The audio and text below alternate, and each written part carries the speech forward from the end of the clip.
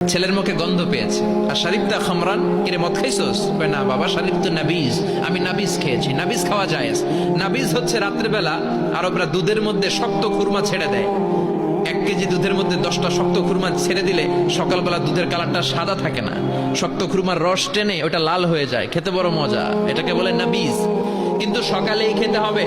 ওইটারে যদি 3 দিন জমায় রাখেন, 4 দিন জমায় রাখেন, ওইটাও গাঞ্জা হয়ে যাবে, ওইটাও তারি হয়ে যায়, মদ হয়ে যায়। সাইয়েদনা ওমরের ছেলে এই কাজ করেছেন, একটু তারির স্বাদ নেয়ার জন্য 4 দিন রেখে দিয়েছে। সাইয়েদনা ওমর বললেন, কি খাইছস? কয় মদ খাই নাই। নাবিজ খাইছস? এদিকে আয়, ইফতাহ ফামাক, মুখ খোল। হা করার পরে মুখের সামনে নাক নিয়ে গন্ধ দেখে, মদের গন্ধ, কলারটা ধরে মসজিদে নববীতে নিয়েছেন।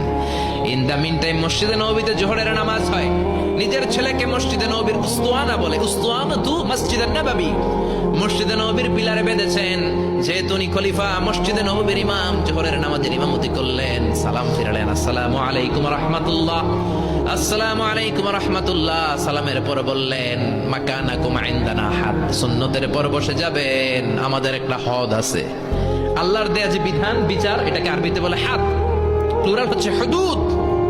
আমাদের হুদুদ আছে, মানে গুরুদণ্ড আছে, বসবেন। হাজার হাজার মানুষ সবাই অজু করে যখন ঢুকতেছিল, দেখে আবু শামা পিলারে বাঁধা। সবাই তো আশ্চর্য, কি আজীব তামাশা, প্রেসিডেন্টের পোলা বাঁধা। নামাজের পরে বাইরে আসার পরে হাজার হাজার মানুষ তাকিয়ে আছে। কানাঘুষা শুরু হয়ে যায়। সবাই বলে, কি হয়েছে? ওমর কয়, আমার টানাটানি করা যাবে না। এই যে থামেন থামেন, এখন টানলে কি হবে আমি জানি, খুব বিশৃঙ্খলা হবে। দাঁড়ায় শোনেন, দাঁড়ায় শুনলে ডবল সওয়াব। আমি চলে গেলে এরপর আপনারা টানাটানি করে ঢুকে। কথা শুনতেছেন তো? মনোযোগ আছে? লোকদের মধ্যে কানাঘোষা। প্রেসিডেন্টের ছেলে, কেউ কয় ওমর মনে হয় মারবে না, যেহেতু নিজের ছেলে তো ধমকি টমকি দিয়ে ছেড়ে দিবে। কেউ কেউ বলা হয় না, ওমর তো এত সহজ মানুষ না, মদের বিচার তো 80টা বেদ, মনে হয় 40টা মারবে। কেউ কয় না, 80টাই মারবে। ওমর চেয়ারে বসে জল্লাদরে ডাকলেন, বললেন, ইবদা বিসমিল্লাহ, নে চাবুক শুরু কর।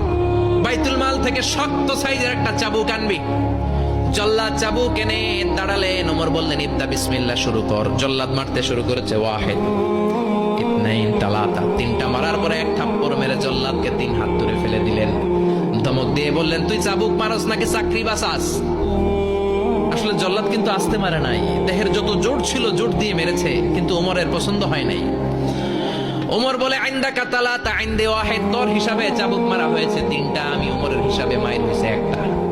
চাবুক আমার হাতে দে, আমি 2 নাম্বার থেকে শুরু করি।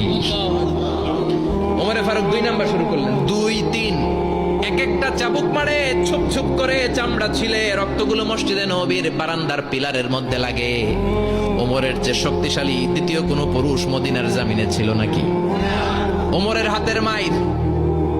ছেলেটা চিৎকার দিয়ে বলে, বাবা, ও আব্বা, আর মদ খাবো না, ছেড়ে দেন, আর খাবো না। মদ তো আমি খাই নাই, আমি খেয়েছি নাবিজ, 3-4 দিন রাখার কারণে একটু মাতলামি হয়েছে আমার। আব্বা, এবারের জন্য ছেড়ে দেন, আর খাবো না। ওমরের কঠোর হৃদয়ে কোনো দয়া মায়া আসে না, মারতে লাগলেন।